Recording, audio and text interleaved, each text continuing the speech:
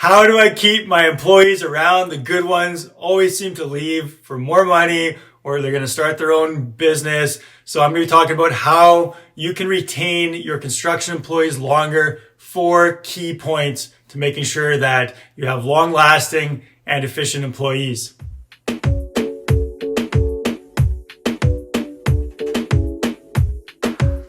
So, numero uno, the first point, pay them more. Is that a good idea? That's often what most people go to because it's easy in a sense just to pay more and hope they stick around. This is one strategy that can work. I mean, if you are paying lower than the average, obviously you're going to have a hard time keeping people around. That said, there is a certain level where more compensation is not really going to be effective for keeping people around. Once there's sort of that base where they feel like they're appreciated as far as like the pay that they're getting.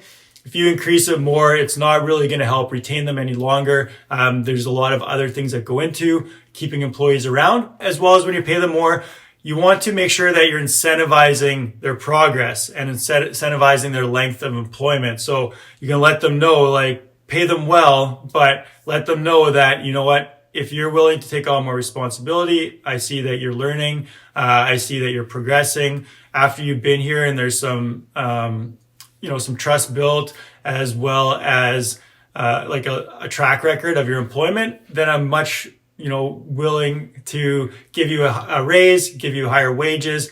I make sure you fulfill your promise. If you're telling them specifically like how much you're going to give them a raise or when, you got to make sure that trust is maintained. But pay can definitely be an incentive, but don't just think that paying people, high wage is necessarily going to keep them around, because there's a lot more.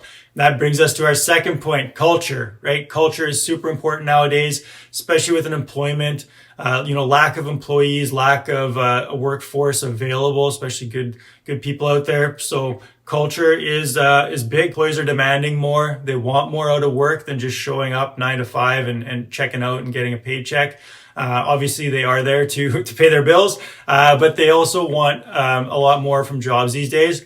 So make sure you're taking an interest in them and their goals, right? How does this job align with their long-term goals? They may not be with you nowadays. I mean, I don't even know what it is. I know it used to be like a person would change careers 4 or 5 times and jobs every couple of years. Well, nowadays it could even be more, especially for your entry-level guys. They might be jumping jobs, who knows how long, every 6 months to a year to a year and a half. So in order to keep the good guys around, you have to give them a place they want to come to, they want to be a part of. And a lot of that has to do with you aligning with what they want long term. And you got to ask them, what do they want? And they're not probably going to tell you straight up, just because of the relationship that you have as like a boss and an employee. So you have to be able to just be open and honest and come at them, eye to eye and just get to know them. So accountability, leadership, and vision. If your accountability to your team is not there, if they can't rely on the boss, then who are they going to rely on, right? And how can you expect them to be accountable if you're not? As well as leadership and vision. So giving them a little bit of a vision of kind of where the company is going. It's your company, so you're going to be a lot more excited about the vision than they will be. But at least they know that things are progressing and they understand where things are going long term, and that you're looking for more than just kind of getting the most efficiency out of them and making money, that there is actually like a vision and an idea, some heart behind your business. And then the last part of culture that we're going to touch on is team focus. So it's hard to leave a good culture. And I have friends specific friend that I know who was in a company. The company was mismanaged. It was not a great place to work. A lot of different things that just weren't great. But the people, she really enjoyed the people that were there. And that's why it was so hard to leave that job, and why she ended up staying with that company for so long was just because she had friendships. The culture of the specific people that she was with made her stay there much longer. I'm not suggesting that you can be by somehow like making this awesome culture that you can run a crappy business and hope that employees stay around. But what I'm saying is, when you have employees that get along and you have a team focus, that team environment, they feel a part of a good team. You can use a sports analogy for this. When you're part of like a basketball or volleyball team, you're playing with them, you have camaraderie, you want to stay with them, you enjoy that. So if you can create that atmosphere at work, you're going to be able to keep and retain construction employees much longer. So that is culture. Number 3, still with me here? Is this making sense? Can you see how this can be useful in your business? So number 3 is the hiring. Of course, you've got to hire people for long term, and I know it's hard. I've done it so many times where I thought I hired someone great, thought they would stick around, they didn't. There is a little bit of an art to this, but there's also definitely a process and certain questions that you can ask during the hiring process to get a really good idea of, is this person going to stick around? How long do you think they're actually going to last in your company? And what are they really looking for? So hire for culture, fit, and attitude. We talked about this in the culture section there, but you need to hire for culture and fit, because how well they fit with your company is a big determining factor of how long they're going to stay, as well as your employees that you already have. If you bring in someone who's just like totally different, weird cultural fit, it's gonna cause issues. I remember I hired a guy. He was like very outgoing, mile a minute. Hired him. Put him on the job. He was super efficient and effective. He got things done. I was just going nonstop, Red Bulls, drinking energy drinks, and just getting shit done, right? But I couldn't really put him in an environment with a client. If we were doing a renovation where there's like the clients were home, or projects where he'd been interfacing, I cringed and I couldn't do it. So in hindsight, probably wasn't a great cultural fit. Also with the guys that I had, they were much more personable and worked hard and quick, but not over the top. So you want to take that into account too, of just like how the culture fit is. And if you want a spreadsheet questionnaire that I have, it's called the Ideal Employee Workbook. Essentially, it's a bunch of questions that'll help you find out your ideal employee.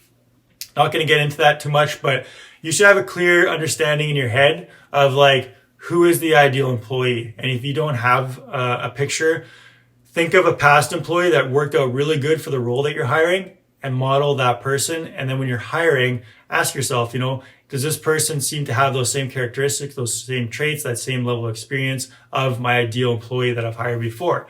If they do, they at least on some of the levels, you can be fairly assured that they're going to work out well. And track record. Hiring, do the due diligence. I know no one really likes to do it and it's hard. There's definitely a certain process to it. And again, reach out to myself if you want to learn how to do due diligence properly. There's definitely a process and specific type of questions that you need to ask to make sure that you're not just getting, the few good people that they know who are pretending to be employers, or maybe past employers who they've had a good experience with, that are just, that you're just asking like, hey, how are they? Well, yeah, they're pretty good, this and that. You need to ask specific questions to help draw out, how are they going to work with the other employees? What are some issues that possibly came up? If you had to hire them again, would you, certain specific questions. So that's the hiring process. Retaining construction employees, like this is huge.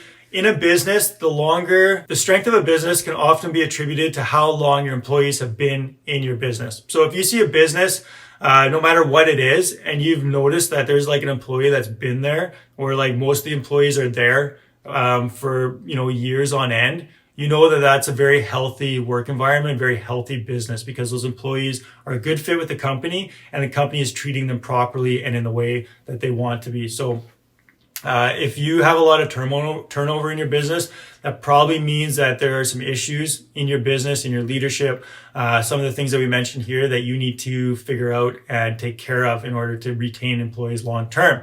So enough with my spiel here. Number 4, last point, very important, the retention program. So you need to have a program in place to actually retain the employees.